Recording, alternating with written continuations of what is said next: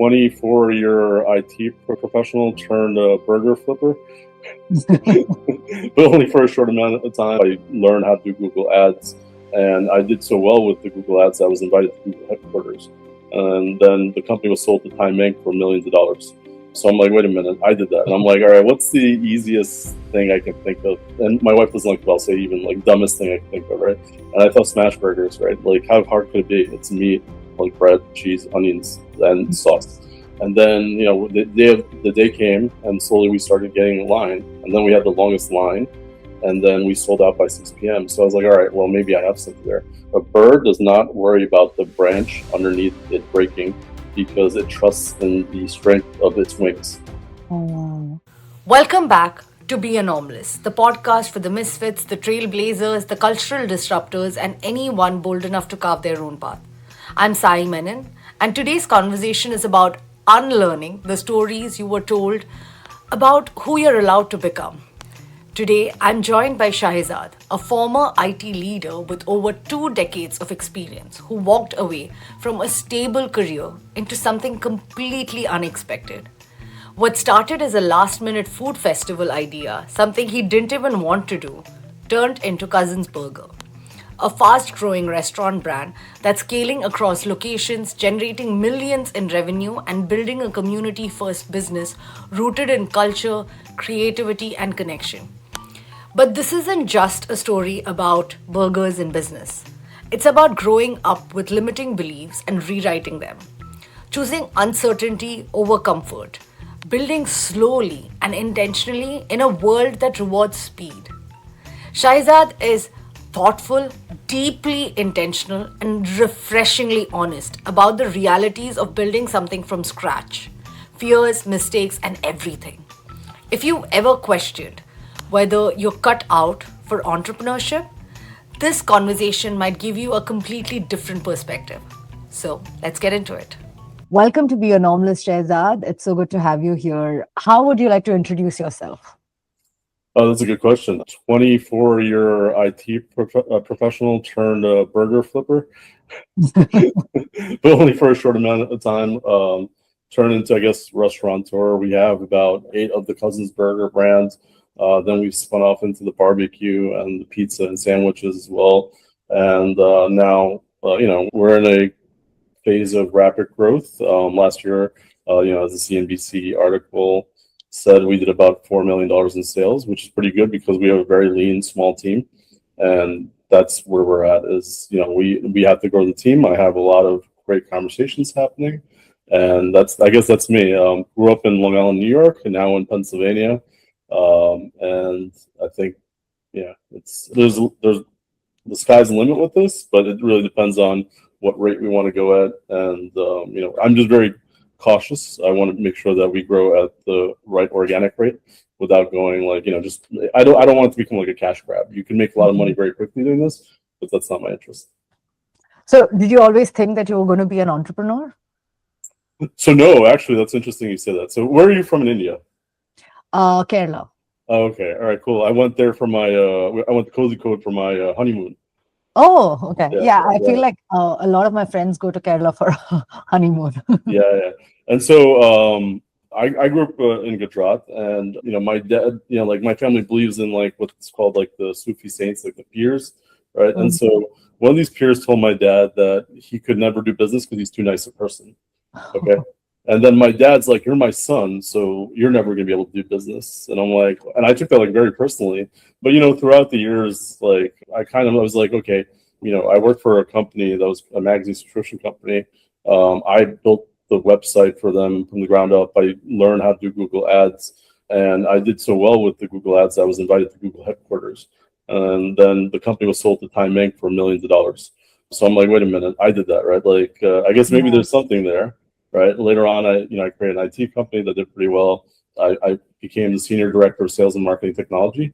So 24 years in IT for a multi-billion-dollar CPG company. I'm like, if I can manage these multi-million-dollar projects, maybe I can be entrepreneurial, do something for myself. And that's where I want it to be. I think, I love what I do now because I get to be creative. I get to be technical. Right. I love doing the business aspect of it, right? Like negotiating, and then the social aspect, meeting really cool, amazing people. I have a really big meeting coming up with a major like exec in the food business, and that would never happen like a couple of years ago because I wasn't in the field. So it's been really rewarding. I never thought I was going to be an entrepreneur, but everybody says Gujaratis are supposed to be good entrepreneurs, and I'm Gujarati. Yeah. Oh, that's really interesting that the belief that in your childhood about like, not being an entrepreneur, that kind of shaped, but then you, throughout your experience and the things that you did, brought that self-belief back. Yeah, absolutely. And like even when I started this, right, I was very like cautious because I'm like very averse to risk, right? I don't want to like waste my money. I don't want to waste people's time. And so even when I went into this, I still was very scared. There was a lot of fear. So like, what if I do it and it's not a huge success or it's a huge failure? So there's a lot of adversity, fear, and stuff that creeps in when you're starting something like this. But I got very lucky that our first month sales were very good and we were profitable right away. Like in order to be on CNBC, they audited me. They had to make sure that everything I said. So I said that, my first month I was profitable. So I had to show them the check that I took for profit sharing in order to justify that. So yeah, I mean, once I did that, I was like, okay, this is not that scary, right? And then I let, I could be a little bit looser and I could work on it. But walking away from that steady job is really hard. And I think a lot of people find that really hard to like, walk away from that comfort. How did you kind of do that, even when you're such a risk averse person?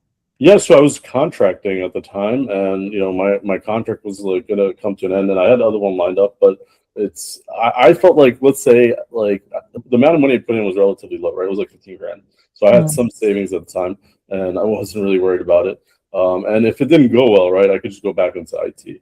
I had a very I was very lucky to have like jobs very regularly coming in, and 24 years, you build a niche for yourself and the experience. I had my PMPs from scaled agile certifications and everything. So I figured, I could always fall back on that if I needed to. But with the advent of AI, and I'm kind of like disconnected at this point. Are you in IT at all or around IT? I mean, not really. Okay. Yeah. So but I've heard horror stories, and so I think maybe just right time, right place, sort of thing. And then my wife was supportive, and once it took off, it was easy to justify it. And but yeah, that's kind of how it happened. But yeah, it's very scary. It's really scary because it was very cushy. Well, at some point, you get into IT, and you just like it's like cruise control. You don't have to work that hard. Yeah. And so I was on cruise control for a bit. And I feel like the safety net kind of protects you in a way that you don't want to walk away from that. Yeah, it's called golden handcuffs, right? I think that's the Yes, saying, right? Is that you're making so much money and you may not love what you're doing, but it's enough to keep you there and working. So 100%, yeah. But how did you choose restaurant business? I didn't. My friend chose for me. So my friend Davish, he's a influencer. He's Philly Law Spots on Instagram, and he was doing his first food festival ever in the area. We're in the suburbs of Pennsylvania, and he's like, I signed you up, and I go, I don't want to do this. Like, that's not something I'm interested in at all. And but he knows I like to like cook and stuff, but only when I want to, right? Like, I don't want to be made to cook. So I do a good amount of barbecue. I'll do like the occasional biryani, occasional dessert. I do a really good bread pudding. And so he's like, I'm signing you up. And I was like, all right, fine, whatever. And then 1 week before the event, he's like, you're still signed up, by the way. Like, I hope you remember that. And I'm like, all right, what's the easiest thing I can think of? And my wife doesn't like it, I'll say even like dumbest thing I can think of, right? And I thought smash burgers, right? Like, how hard could it be? It's meat, like bread, cheese, onions, and sauce. The sauce would be the tricky part, but like I did a little research and it wasn't that hard to like reverse engineer, and we did the sauce, and he's like, I'm like, okay, I'll get meat for like 50 people, and he's like, no, get way more. And so I was like, all right, I'll get meat for 500 people, and then if it doesn't sell, then I'll do a cookout and I'll give it away the next day at the mosque. And at that point, like I'm like, all right, fine, so let's do it. And then the day came, and slowly we started getting in line, and then we had the longest line, and then we sold out by 6 p.m. So I was like, all right, well, maybe I have something there. But it was very traumatic for me because I would just look at the grill. I didn't want to make eye contact with people because I was like, I hate letting people down. And I'm like, we were cooking as fast as we can, but it was still so slow. And the line was like down the, there was a long line. That's how we got into the restaurant business. Is that so? After that, I was like, let me learn as much as I can. So I went to local entrepreneurs, restaurant owners, and I just started like picking their brain. They were very generous with sharing their knowledge. So that's what I did. Is there's a local chain called Assad. One of the owners, his name is Aziz. He's like, I bought a food truck from Dallas. I flew to Dallas, drove it all the way back to Pennsylvania. And apparently in Dallas, you can just have a box with wheels and it'll pass inspection.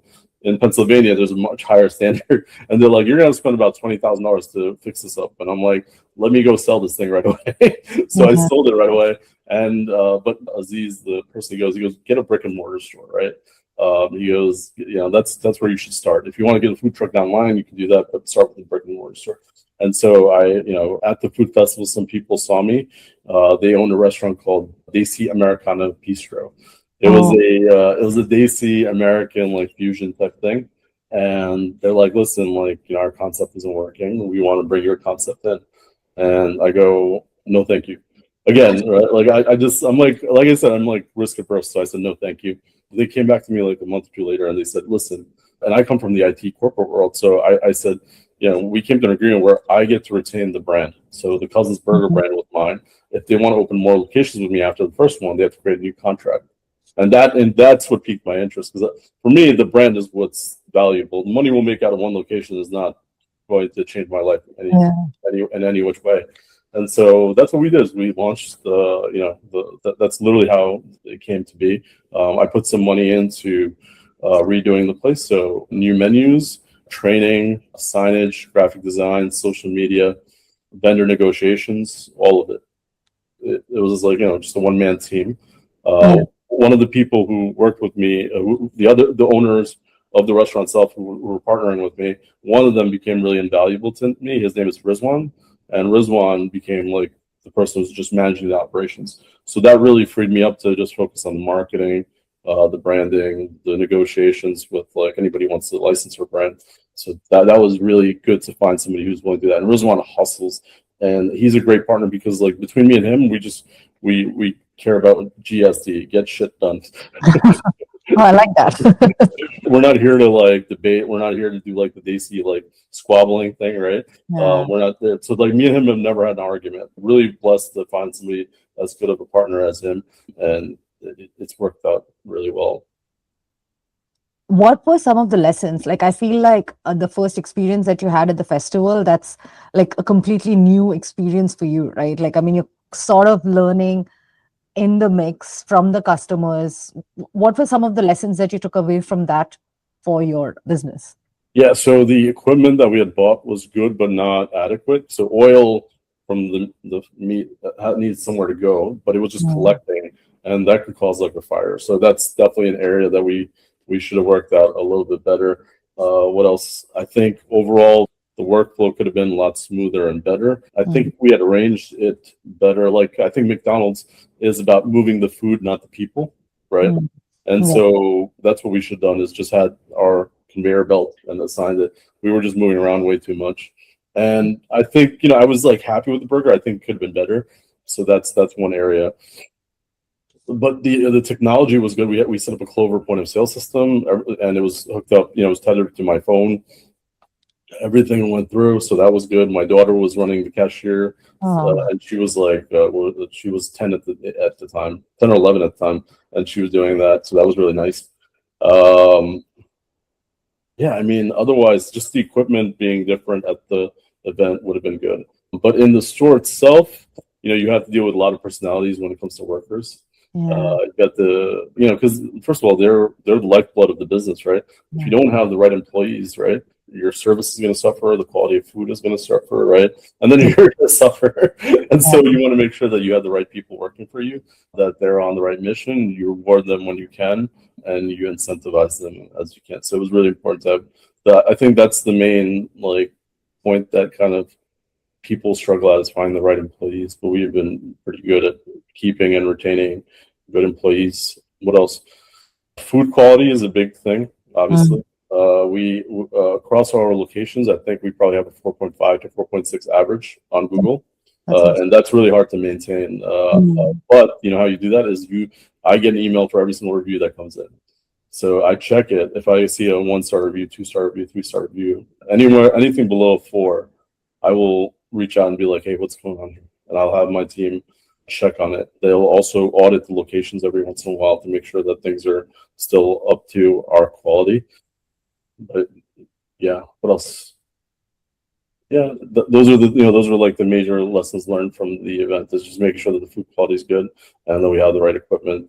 And then you have to have marketing to sustain the business, right? The content thing was interesting.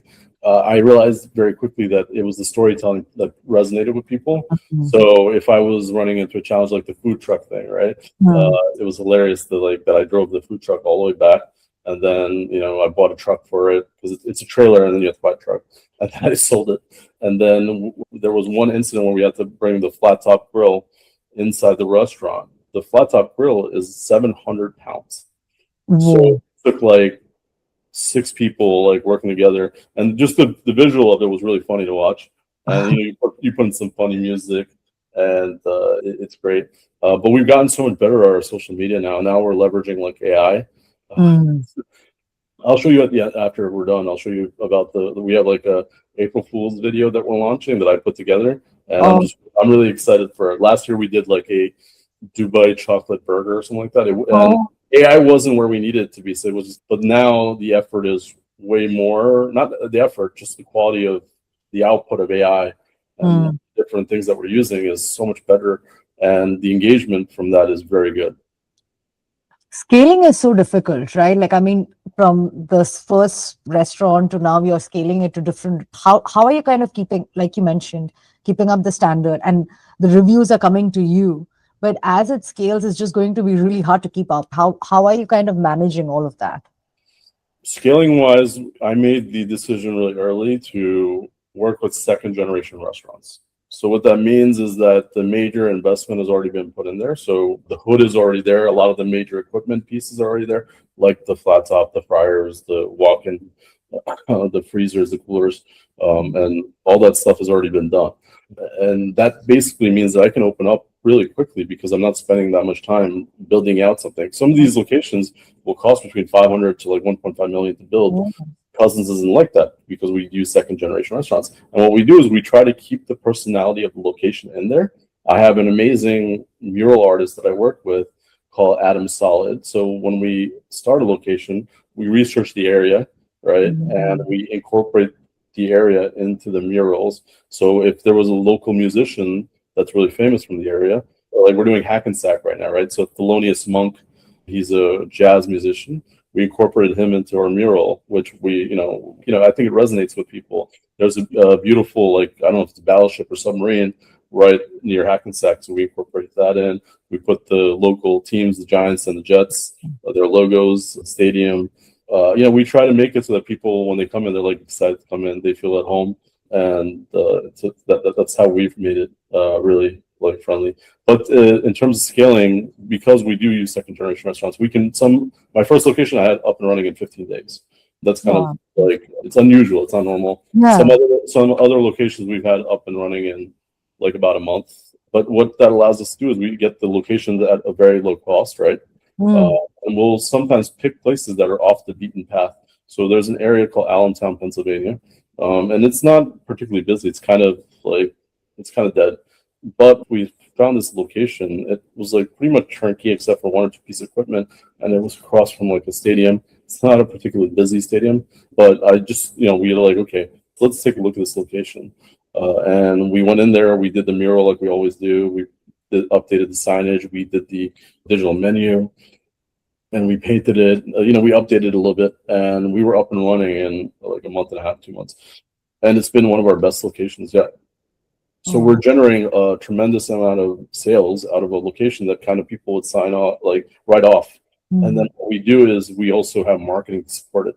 So on the grand opening days, what I'll do is I'll send out 2 videographers that will record like from drone footage to interactions with people online to videos of the food, and then they'll compile the grand opening videos that we'll use to market the location because people like seeing themselves in video. And then the energy is amazing because like a lot of times we have a line like all the way down the block, and it's a great vibe, and it gives like really positive like feelings when you watch the videos.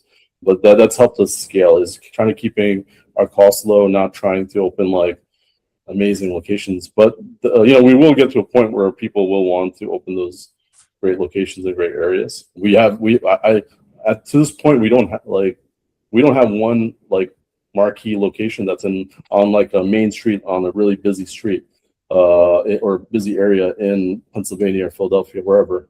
So that's really we don't know what our potential is yet. We've done really well considering. We don't know what the upper limit is yet because we don't have a single location. Like I'm not next to a Dave's Hot Chicken or a Shake Shack, right? I'm not in those areas. Other people are. So once we get into one of those locations where there's a Dunkin' Donuts or Dave's Hot Chicken or Chick-fil-A, then we get to see what Cousins can really do. So that's the thing that excites me, is that even though we've done a lot, there's so much more potential. Right now we mostly only invest in Instagram and influencers. That's it. That's all we've done. So that leaves open Google, Facebook, TikTok, marketing through email and text messages. And again, my background is marketing technology, so I'm like I know I have like the game plan in my head. It's just a matter of execution. I need the team members and the people to actually execute on my ideas that we have coming. But to that point, I'm bringing on a new co-CEO. He has experience in private equity. He runs a $250 million company right now. Bringing on former Yum Brands people to help us with our operations piece. So Yum Brands owns like KFC, Taco Bell, Pepsi, I think Pepsi, and like a lot of other companies. And it'll help us really take that next step. How did you kind of decide to do the co-CEO? Because that's something that's difficult to at the stage, right? To be able to have that. Or how did you go about hiring the person? So for me, it's I always keep really good relationships with people that I work with. I check in every once in a while. So this person that I'm working with is a person I worked with 18 years ago. And so I guess let me just quickly tell the story. I used to work for a company called Lens Direct. This family purchased it. They put their son in place to manage the location. At some point, he realizes that Lens Direct will only make a certain amount of money. It'll never go beyond that. So he's like, "Hey, do you want to start a skincare line with me? A women's skincare line with me?" And so we worked out of his father's $12 million mansion. And I was going to school at SUNY Old Westbury at the time, so it was a very easy commute for me. And we created a skincare line. Two guys creating a women's skincare line, not the best idea. So we went our separate ways, right? It was always like amicable, right? Like it was never like, "Hey, I'm going to blame you for, a women's skincare line not succeeding." And so I kept in touch with him. And the other day, he was, I saw somebody had followed me, and I'm like, "Wait, is that you?" And I shot him a text message, like, "Is that you?" And he was like making like 90s music now and like working for a major company and all this. And I go, "Hey, do you have like a couple minutes?" And he goes, "Yeah." So we got on a Zoom meeting and we just caught up. His kids are much older now. I have kids at the time. I didn't have kids because I was in college. And so I walked him through like my deck, right? Like I have like a whole deck of the people who are interested in Cousins. And I go, like, this is where we're at. And he's like, "What do you need from me?" And I'm like, "That's exactly what I wanted to hear." And so I went to Long Island. I met with him, and now we're working out the details. But he's going to come on as co-CEO, and that's something I need. I need somebody with like a lot of experience, and his network is incredible. He's just a really Adam Sandler, like he makes movies, right? But it's really just a vehicle for him to hang out with his friends. Right, like all those people are his friends, and so that's kind of what I'm trying to do. Is I'm trying to make a company where I have like some killers in terms of their capabilities professionally, but also good people that I would want to hang out with and build something special with. So that's where the co-CEO came along. That's so interesting. I mean, it's sort of everything played out in the right way. He started following you, and did you always have in mind that you wanted a co-CEO? No, but you know what? He's such a big deal that anything less than a CEO would be kind of insulting. Unless we like, so I personally, I'm not a titles person. But this is a Muslim-owned brand, and so I do think a Muslim should be at the head of it, especially when I'm engaged. So one thing that was really interesting is that 98% of the people who messaged me for a location were Muslims. So that means that non-Muslims are like, I'm good. So if that's the case, then the whole video resonated because it was a Muslim person doing this. And if I say, hey, I'm going to take a back seat, I'm going to be CTO, CMO, whatever, then it's going to be kind of, I don't think it's as appealing. But I think a co-CEO, and maybe he'll end up as like an operations, COO or something like that. But that's just me, like thinking that he's going to be a big part of the picture. And he currently runs a $250 million company. Anything less, again, like I said, wouldn't be fair to him. Yeah. What were some of the mistakes that you've learned throughout this process? Mistakes throughout the process. There's a couple of locations that I wish I hadn't opened. Okay. One of them, it's supposed to be like a really party area, but the issue is that it was a really great area for partying a couple of years ago. The local government, the city, they shut down like parts of the block. And so not as many people frequent it anymore. The other thing is that it happens to be next to a place called Condom Kingdom. And I don't know if I want to be next to a place called Condom Kingdom. Especially like one time, like an auntie calls me and she's like, I don't know if I'm at the right place. Like, is this Cousins? Because like I see somebody like doing drugs over here. And then there's like this called Condom Kingdom over here. And I'm like, please go to the other location that's more family friendly. That's one location I would take back. Then the other piece is I think I do a very good job of picking the right people and partners. But I have had one or two missteps with the people that I've worked with that I'm happy to never repeat again. But that's, like the beautiful thing is I have that luxury, right? Like if I don't like you, I don't have to work with you anymore. Yeah. And that's where I'm at, is that if I find that somebody's not adding value or they have some other motives or they're going to be a problem in the future. And I can smell that now. And I just won't work with those people anymore. So it's really crucial that you are surrounded by people who are going to make you better, who are going to make you be excited to move forward, and not surrounded by people who are going to hold you back. And I have the luxury right now. Do you think your instincts have gotten better with understanding people, or do you have a better process of doing the interview now to build your team? Yeah, not to toot my own horn, but I think like 24 years of IT, right? When you're engaging with so many, like hundreds of people over my career, right?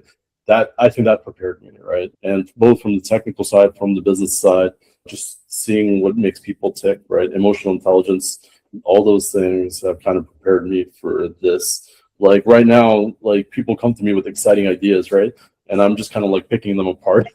So I rain on everybody's parade because I'm like, but this person was a problem over here. Do we really want to work with that person, right? Like, and then I just like I rain on a lot of people's parade because some people come through with really exciting projects, and I'm like, I don't want to do that, and here's the reasons why, and they don't like it, but it's necessary, right? Somebody needs to be like the adult in the room, saying that hey, not just because it's exciting doesn't mean it's a good idea. Yeah. What were some of the interesting things that came out of this process? I made some really great friends. So one of my good friends, his name is Jack Frost. He's a rapper turned like breakfast food guy, turned like community, like great person in the community. And he's been a really great friend to me. And I've been able to help him as well because I let him use one of my locations. And now he's rents that location out as well. But it's the collaborations is what I really like. That's one thing I've definitely really enjoyed. Is I also like using my platform as a way to help people. So if there's a small business that'll come that we work with, then I'll be like, let's shout them out. If I work with the oldest butcher shop in Philadelphia, and I shout them out all the time in my videos because they're great, right? And they should be promoted. And a lot of these people don't know how to promote themselves. Some people have great products, but they just don't know what it takes to create good content and put it out there. So I help them in that aspect. But that's one of my favorite things is going to like small businesses, just being like, hey, I have almost 50,000 followers. Let's make a video together. So that's I been think good. that's one of the things that I was going to point out, because your approach to building restaurant is very different. Like the mural work that you do, and in general, that's a very different approach. I think, would you say that not being from this business helps you to see a different perspective and be able to approach it in a different way? Yes, for sure. And I was big into art even in like high school. So in high school, I was the president of the art club, Mm. president of the National Art Honor Society, and I was in 8 advanced placement art classes. And being Desi, I just never thought that was an option to do art. Yeah. So what I did was I did art, like I did a lot of graphic design and everything like that. But what's so funny is that a couple years later, I go to my dad, I go, Dad, like I know I went to IT, but my real passion was like art. And my dad's like, oh, why didn't you tell me? And I'm like, okay, all right. Now this is like revisionist, right? Like you're telling me this, but it was really sweet of him to say. But I like there's so many ways to be creative outside of actually doing what you want to do, Yeah. and so that was really helpful. And so whenever we do a grand opening, we'll do custom T-shirts for that location that we'll give away like 50 to 100. People really like those, and again, art is a big part of Cousins as well, and we're going to make it a bigger part at some point.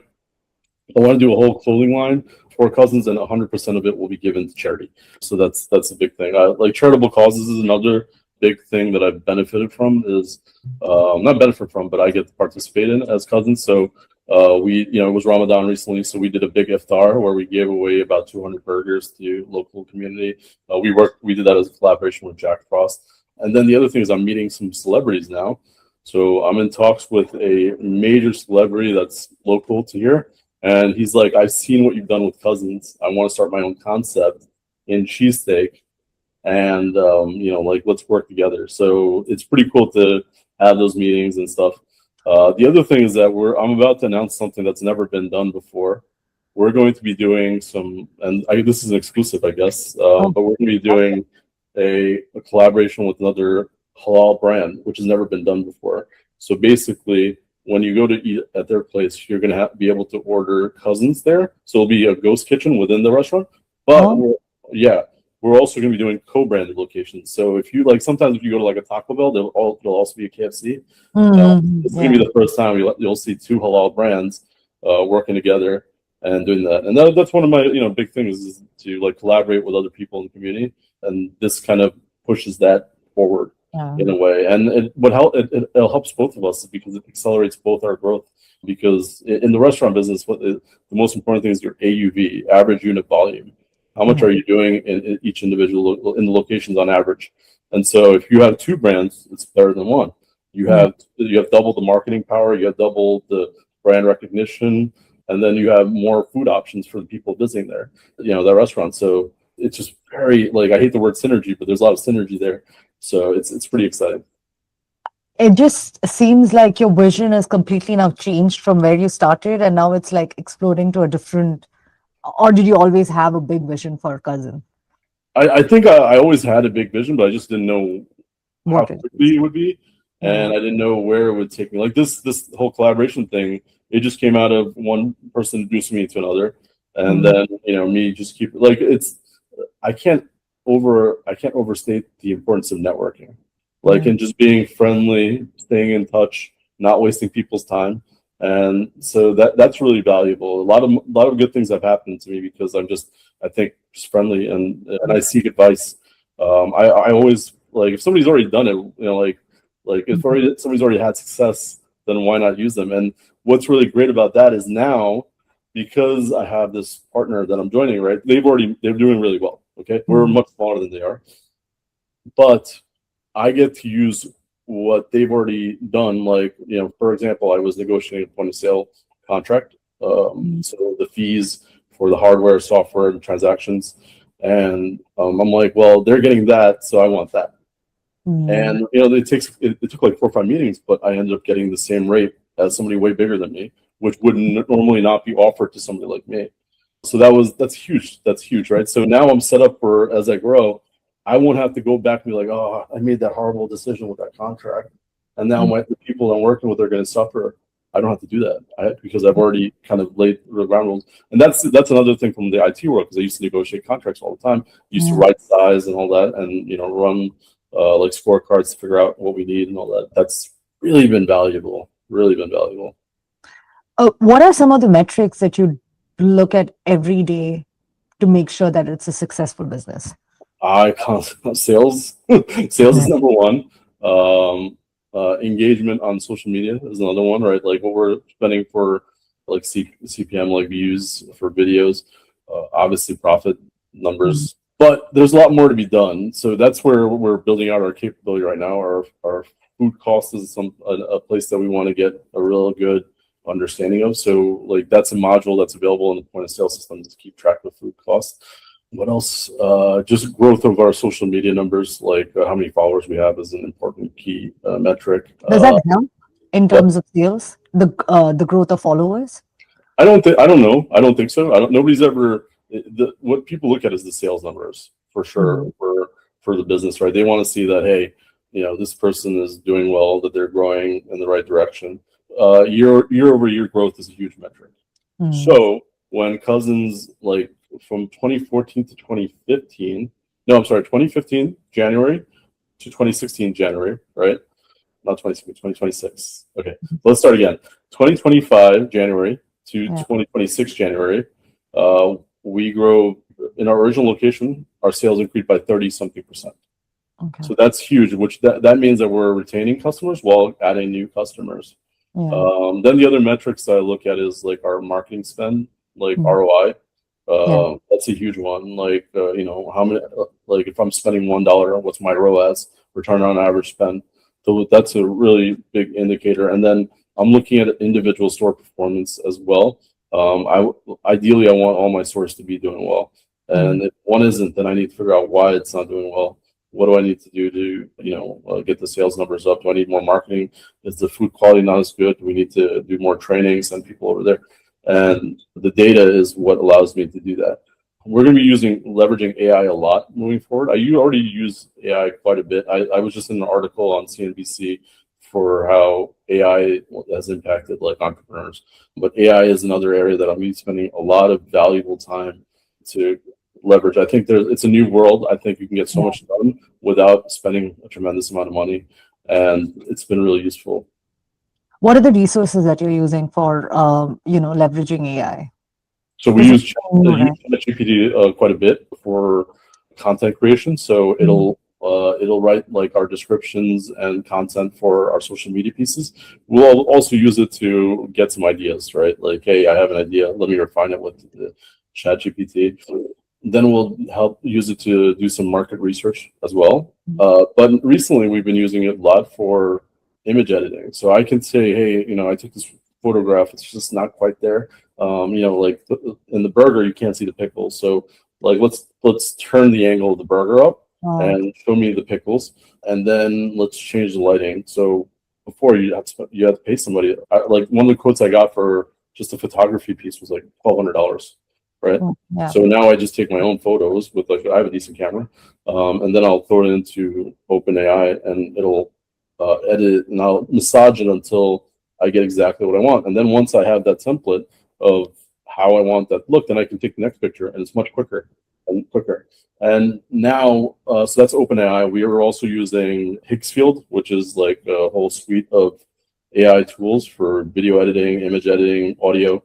And we're using something called Kling 3.0 and Nano Banana a lot. Nano Banana for the image generation. So I'll come up with an idea of what, just kind of the segments of video I want to make. And then, we'll do some motion capture work with Kling. And then we'll create a whole video with Kling. And then I'll edit it in CapCut.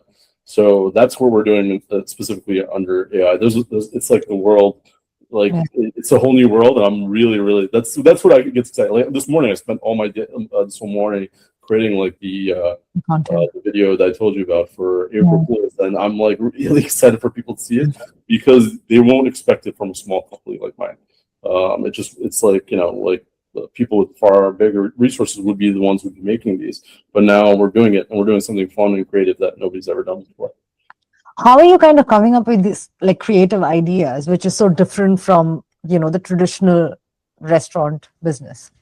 Well, that's something that I made the decision to do a long time ago. I mean, how many times are you going to watch videos of like slow motion food Yeah. of chicken being like battered and fried and whatever? It looks nice. Don't get me wrong; it's very good.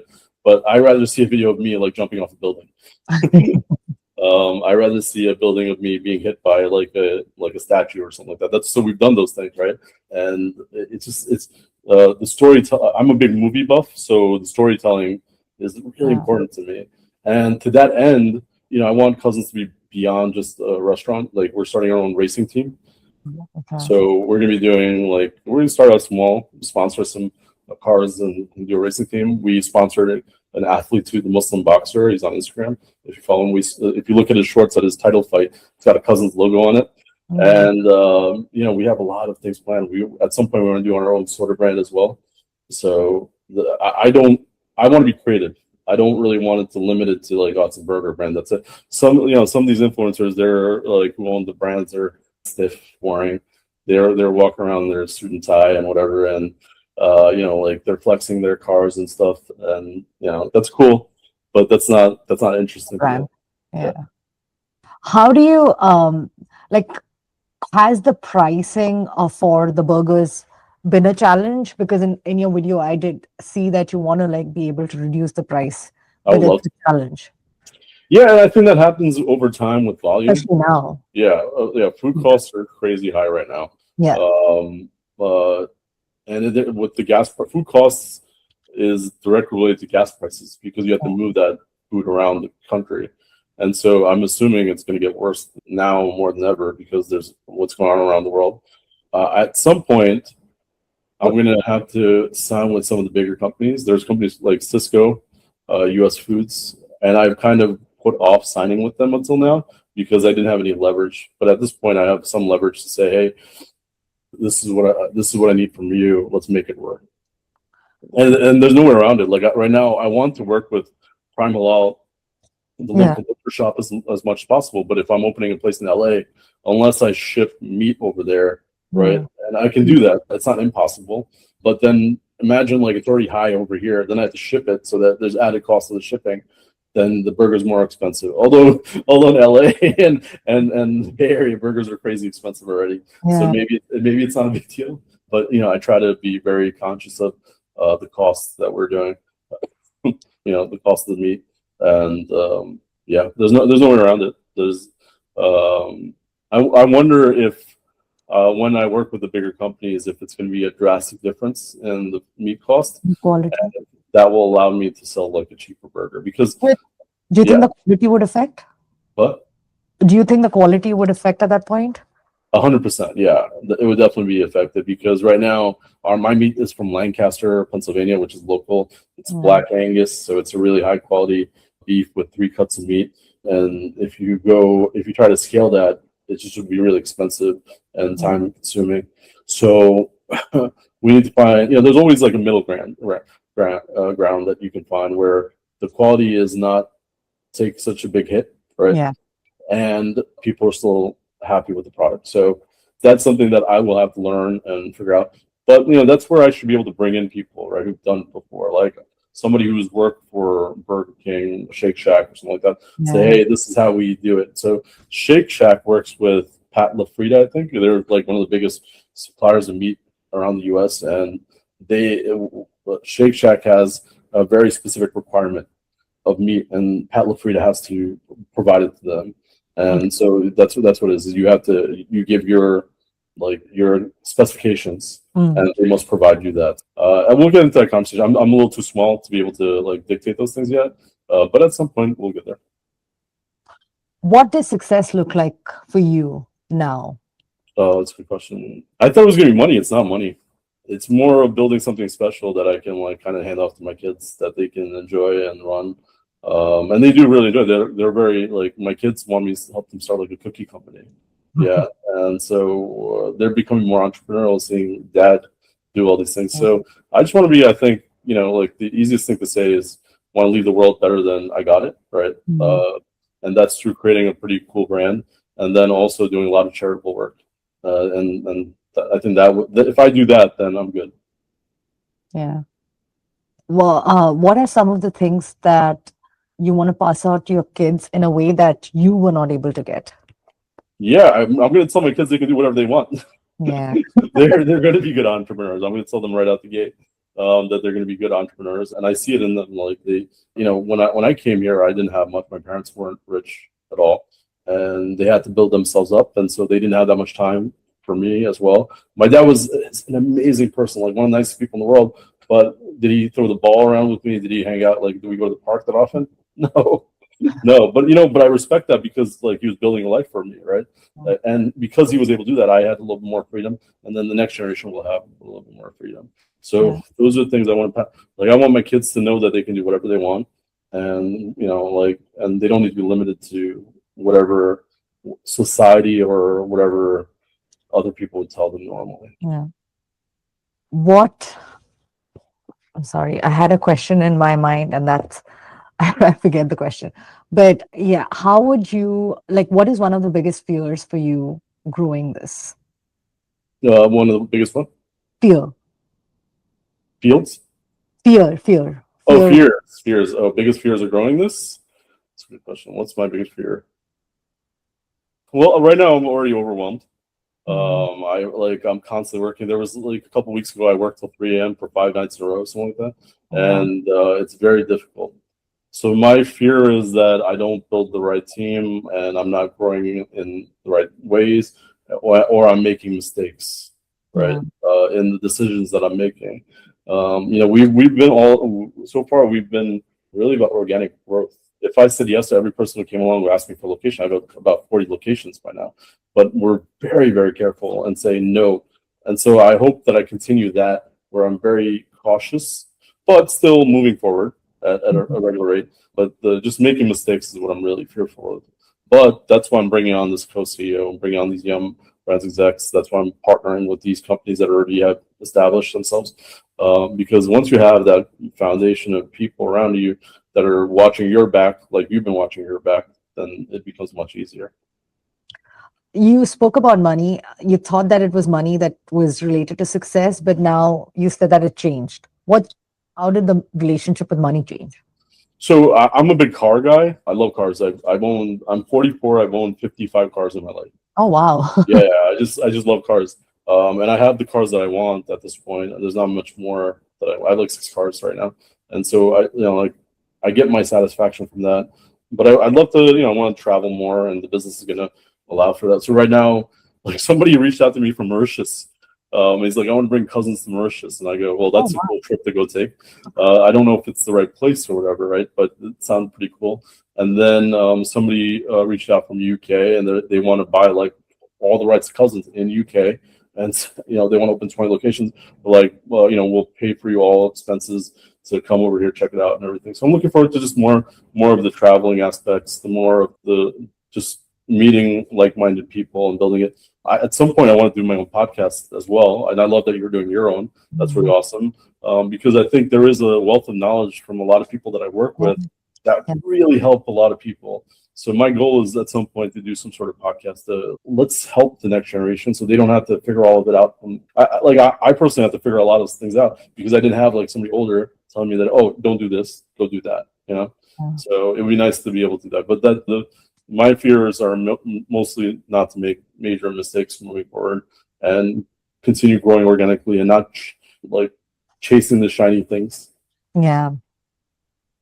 What advice would you have for the next generation or anyone who wants to start a restaurant business? Oh, okay. Yeah, I would keep it simple. Don't overdo it. Like I go to a lot of the reviews with Philly Law Spots, my friend, and like I go to menus and I see the locations. And I'm like, oh my God, this person spent a tremendous amount of money. And then they have 20 people on staff. So in my head, I'm like calculating like, whoa, what's their like staffing and their payroll look like? Then, like they have like 20, 30 items. And I'm like, well, that adds ridiculous complexity to the business. Unless you're like some really high-end fine dining restaurant that can support something like that, I would take it easy. Plus, like when I'm looking at the menus, a lot of things have overlap. I really go by the 80-20 rule, right? Like what's 20% of the menu that's going to give me 80% of the sales, right? You can cut everything else out. So that's what I would say is like start small, don't overextend yourself. Find something that you're very good at making, right? And that you love making, because remember, you're going to be making this for a long time. If you're successful with it, really lean into the social media marketing. Check out what trends are going on out there, and learn from them. And then don't worry necessarily about what other people think. Yeah. When I was starting this, like I definitely was worried about what other people were going to think about me starting a brand. But now, like, people come up to me and it's a completely different interaction than what it was when I first started. So don't worry about what people think, but just chase whatever you're interested in. Be realistic about your goals, and customer service, all that stuff is very key. So we always end with your favorite quote that you live by and a book that changed your life. Oh, that's good. Okay. So I do have a great quote. And this is one. I was going through a difficult time in a healthcare company. And I went to my boss and she was like, listen, like, this is what she said. She said, a bird does not worry about the branch underneath it breaking because it trusts in the strength of its wings. Oh, wow. Okay. Yeah. So basically what she's like, because I was going through a difficult time, I was like worried, like, oh, what if I lose my job? What happens next? Right. I had a baby on the way at the time. And I'm like, oh, like that's a big deal. And she's like, basically, like, make yourself so good that you become undeniable. And so that's when I got my PMP certification. That's when I got my Scrum certification, my Scaled Agile, and I continued learning and just progressing. And then I would take on like the hard challenges. And that's what I would say. That's like my favorite quote. I tell it to everybody. I'm Muslim. I can't get a tattoo, but if I could, that's like what I get tattooed. But it's really good. Just like make it like, why worry? You can take the worry away, right? Yeah. You can make yourself so that you're good enough that you don't have to worry. So that's what I did and I live by that. Favorite books? Oh, that's good. Well, my books are not like, they're like, I like create like kids books. Like, Roald Dahl is like, was it like Fantastic Mr. Fox, Charlie and the Chocolate Factory, Big Friendly Giant. Those are like the books I grew up with.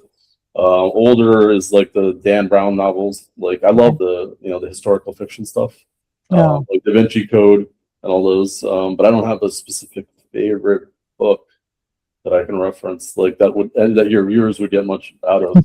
Honestly, but you know what? I'll remember that. I'll if I do read one, I'll definitely reach out and let you know. Yeah, that sounds great. Thank you so much. This was such a great conversation, and thank you so much for being so honest and candid about every aspect of your business. I think that's No. I mean, why do it otherwise, right? Like, I think if you're gonna like, that's one thing I'm very proud of is I don't gatekeep. I'll tell you if something sucks. I'll tell you if something's great. I'll tell you as long as it doesn't hurt my business. I'll freely share a lot of information. So yeah, and you've been such a great host. Thank you so much. That was Shahezad. What stayed with me from this conversation is sometimes the thing that changes your life starts as something you almost said no to. Shahezad didn't have a perfect plan. He had hesitation. He had fear. He had a safety net that he could have stayed in. But he chose to try anyway. And in doing that, he built Cousins Burger. Not just as a business, but as something bigger. A brand rooted in creativity, in storytelling, in community. If this episode resonated, share it with someone who's sitting on an idea or questioning their next move. What I loved so much about Shahezad is how big he dreams, and there's so much more that he is able to do with Cousins Burger. So, if this episode resonated with you, and if you would love to keep hearing stories like this, please subscribe, and I promise I will not let you down. Until next time, be bold, be real, and be anomalous.